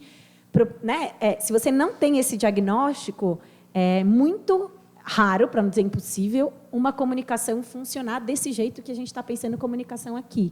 Né? E é claro que no dia a dia você vai precisar do rápido. Então essa era uma intervenção, né? Essa era a minha intervenção. O rápido ele é necessário às vezes, né? Então às vezes a gente fala do desacelerar e a gente vira piada porque daí é isso, né? Então é o lento.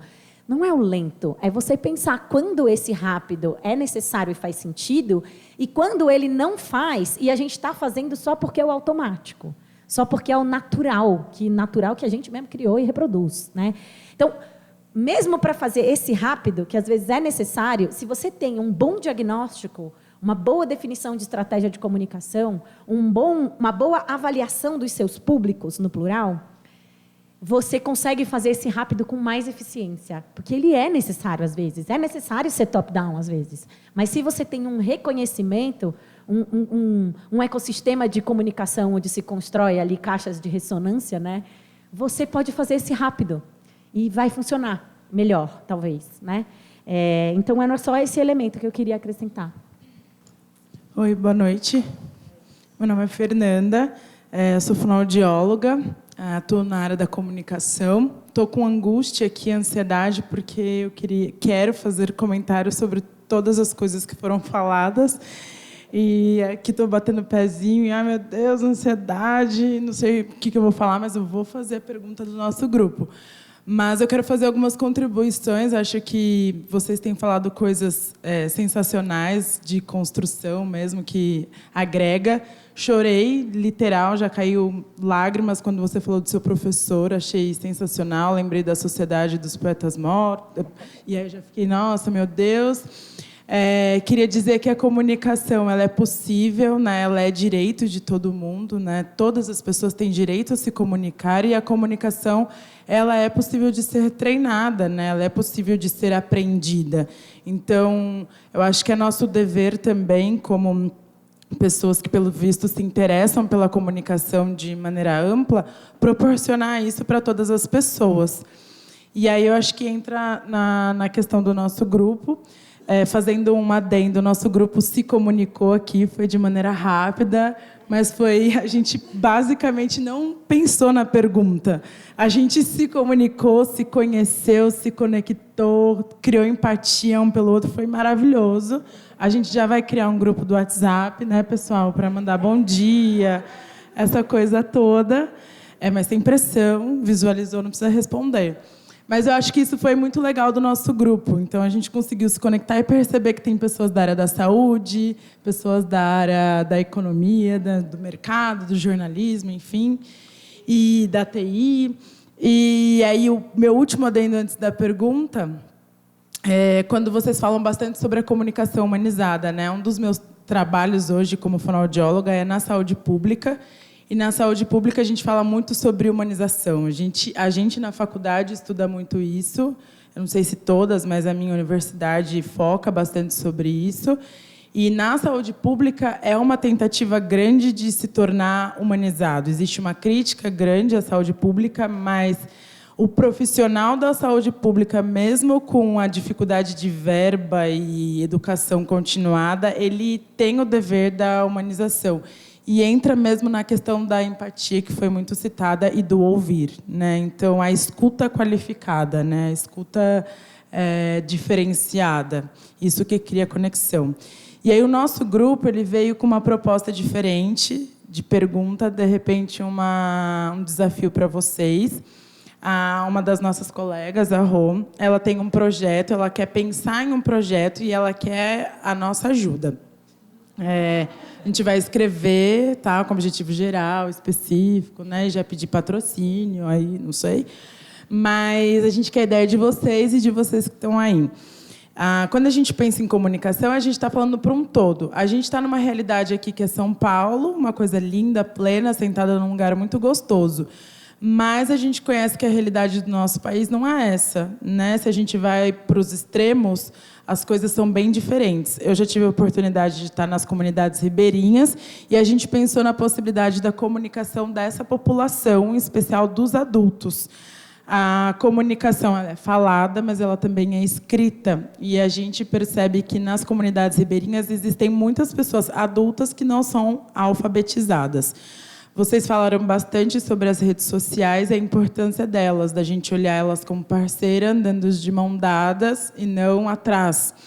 E o nosso questionamento para vocês é como nós poderíamos pensar em algum projeto que envolvesse o uso da tecnologia, da nossa habilidade comunicativa para produzir o aprendizado educacional, pensando no que você falou, inclusive, de reflexão, automatização, numa população de comunidade ribeirinha que não tem o mesmo acesso que a gente. Como que nós, como facilitadores, poderíamos ter o auxílio de vocês? E de pessoas que, inclusive, nem conseguem escrever porque não sabem ler. Isso, pensando no processo de alfabetização mesmo dessa população adulta. O foco seria os adultos.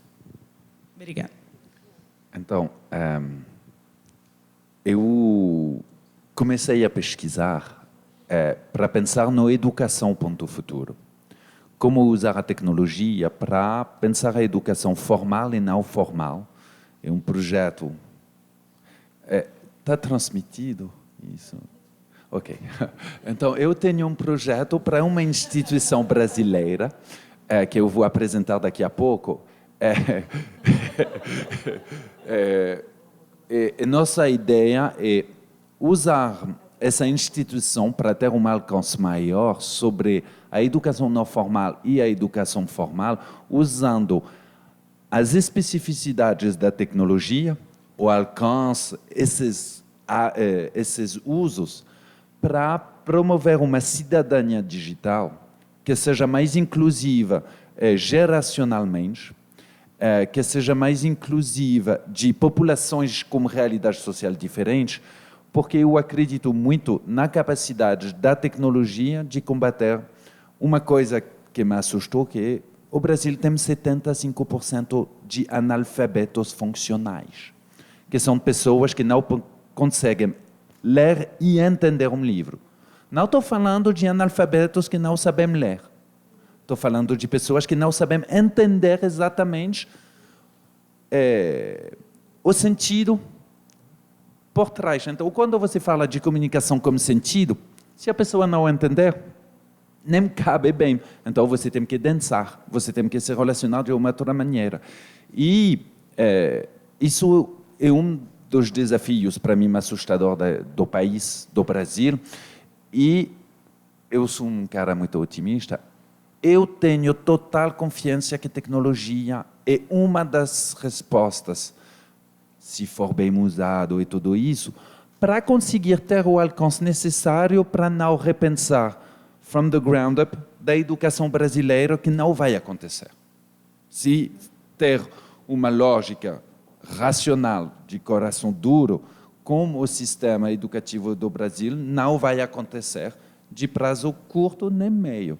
Então, eu acredito que, usando tecnologia, alguns projetos, é a razão que nós estamos promovendo naquele projeto Maratonas Maker, que são parte da tecnologia. Essa noção de fazer acontecer, de hacking, de encontrar um caminho diferente para chegar naquele resultado. Eu acredito muito nisso na tecnologia. Agora, não tenho solução pronta. Eu acredito muito na inteligência coletiva que está por trás, mas eu concordo plenamente que nem precisa ir tão longe na realidade do país. É exatamente que ainda, e eu acredito muito no poder, no impacto que a tecnologia poderia ter nisso. Eu queria complementar, apesar de eu não estar no painel, né? Eu estou só moderando, mas é que me surgiu aqui uma coisa bem interessante. Eu recentemente mediei um grupo de diversidade mais de um ano junto com engenheiros. E eu tive o prazer de conhecer uma instituição de surdos, que na década de 70 eles começaram a ensinar as crianças surdas como trabalhar. Então, a DERDIC, hoje eles são uma empresa que trabalham, que ajudam os surdos a entrarem no mercado de trabalho. E uma das coisas mais incríveis que pode ser juntada com a tecnologia é que, quando você não tem o sentido, porque você não tem conhecimento prévio para que você consiga entender aquilo que está sendo falado, você precisa partir para a experiência.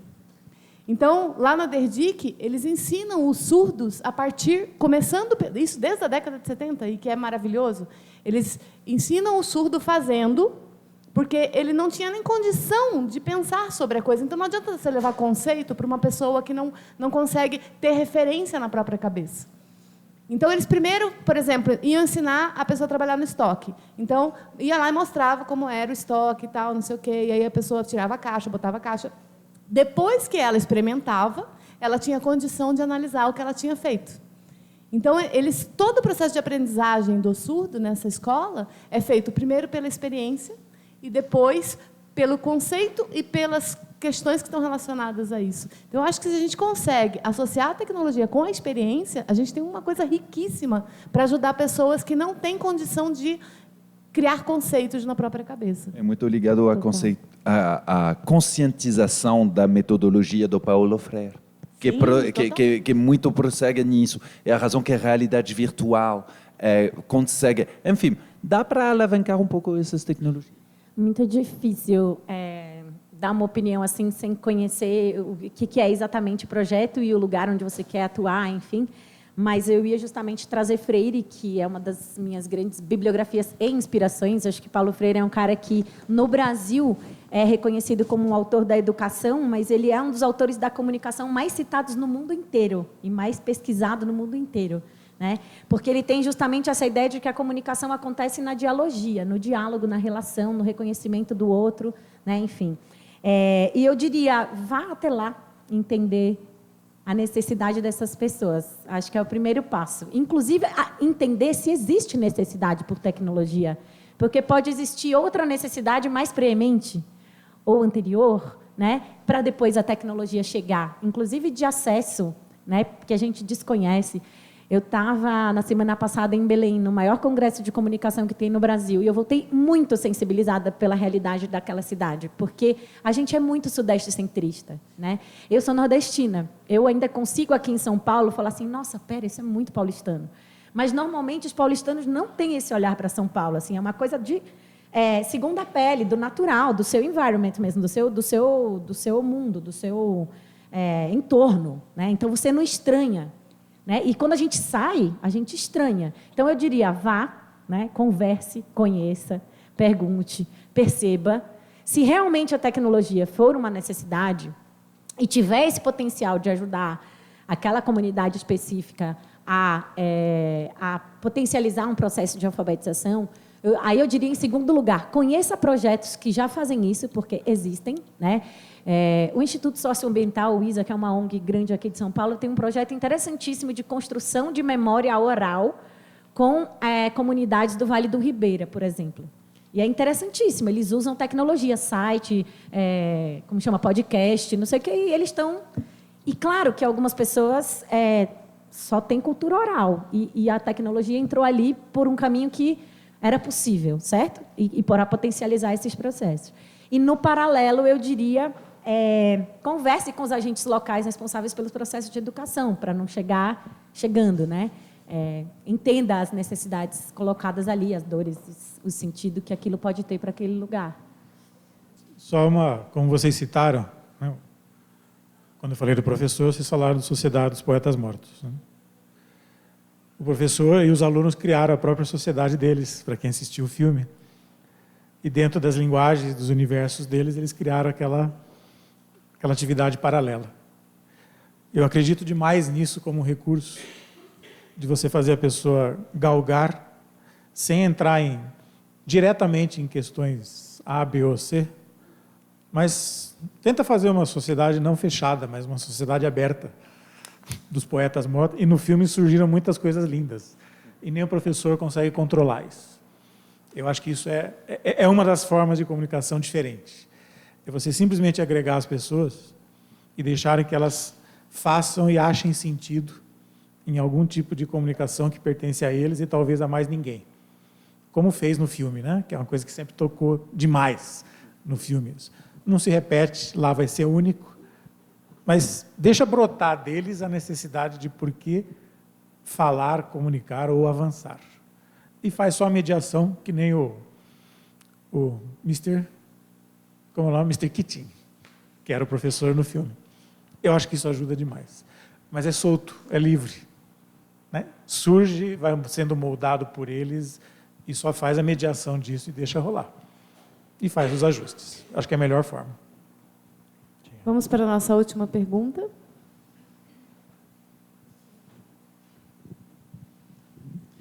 Olá, boa noite, tudo bem? Meu nome é Camilo, sou profissional de comunicação. Vou ser bem direto e breve em função do tempo, tá? A temática da nossa pergunta é sobre diversidade, que ainda é um tema que tem muitos tabus, tem muitas restrições também na sociedade, e principalmente em função da situação política e social que a gente vive no Brasil, né?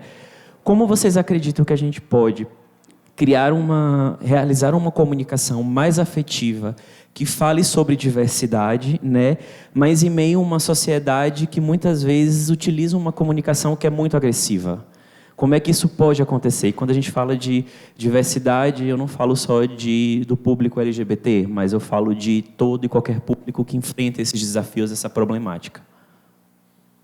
Se o Xavier quer começar, já que você precisa ir embora.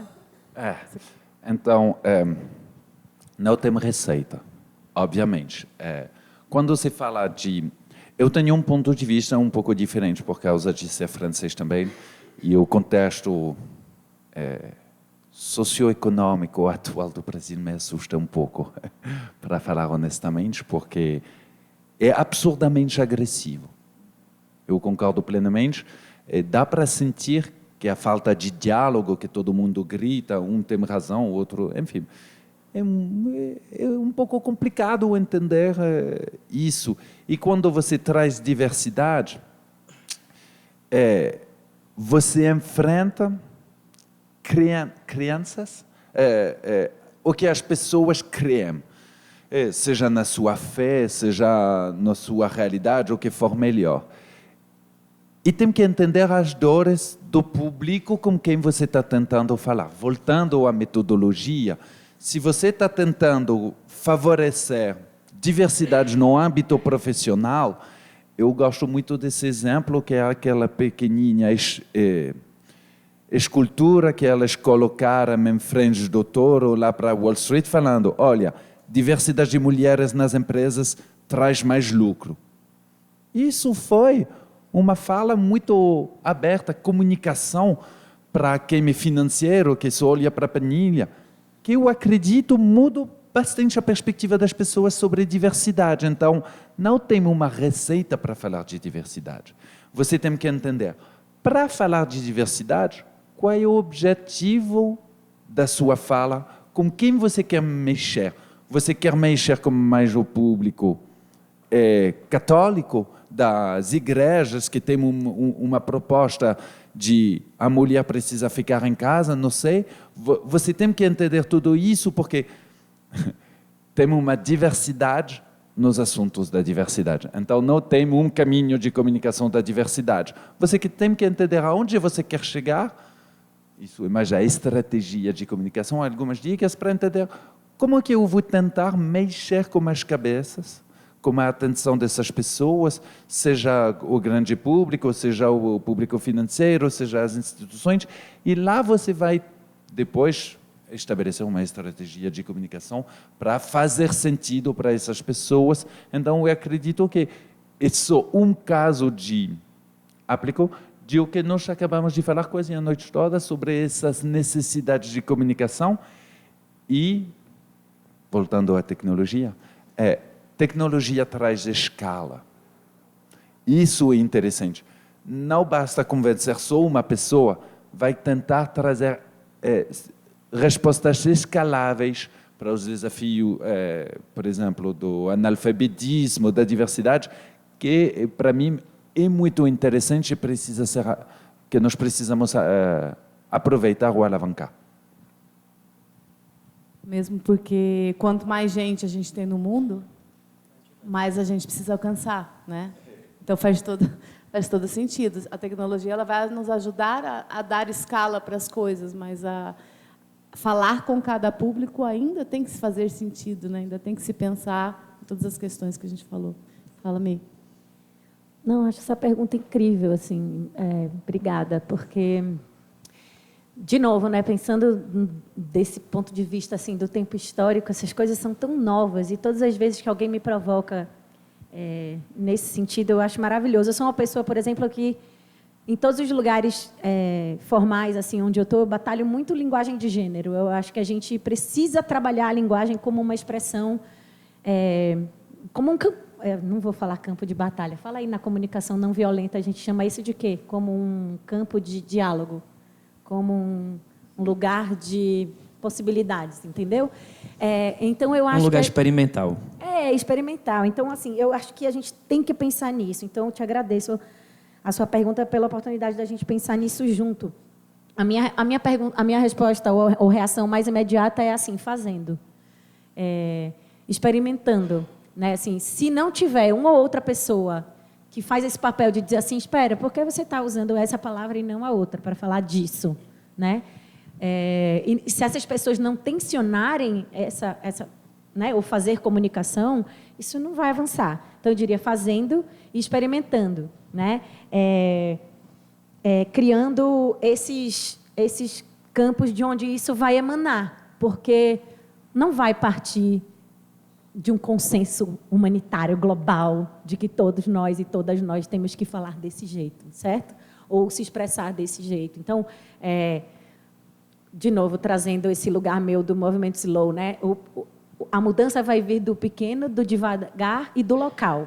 Então, se nessas pequenas fissuras a gente conseguir produzir ressonância, é daí que vai vir. Então, eu diria, vamos fazer, vamos experimentar. E até para fazer, a gente precisa ter abertura para se testar, porque não tem uma resposta pronta de como a gente tem que se expressar para ser inclusivo. Né? Tem gente experimentando fazer isso há bastante tempo. Né? Tem até uma organização, eu fiquei tentando lembrar o nome, acho que é a Escola de Gente, eles trabalham com comunicação inclusiva, que não necessariamente é comunicação para a diversidade, mas, por exemplo, a ABGLT também tem um manual de comunicação da diversidade. Tem experiências, né? Então eu acho que fazendo, porque eu acho que, de novo, né, a comunicação ela é espelho da realidade. A gente vai para aquele dilema Tostines, que eu não sei o quão geracional é isso. Quem tem menos de 40 não sabe o que é o dilema Tostines, né? Vende mais porque é fresquinho, ou é fresquinho porque vende mais.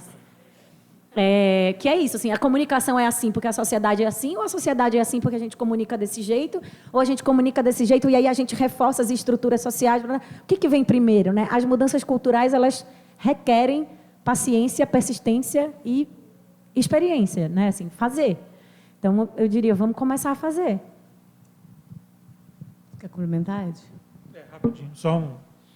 A abordagem que eu daria é outra, diferente, e a gente faz isso muito em cursos. A origem do pré-conceito, não preconceito, é pré-conceito. Eu tenho um conceito que é pré, isso significa que eu conceituei alguma coisa, às vezes sem ter passado por uma experiência para conceituar algo. Quando a gente pergunta para algumas pessoas em atividades, por que você acha alguma coisa, de onde vem o conceito, a pessoa fica completamente perdida. Porque esse conceito foi inculcado, ele foi colocado, ele foi imposto.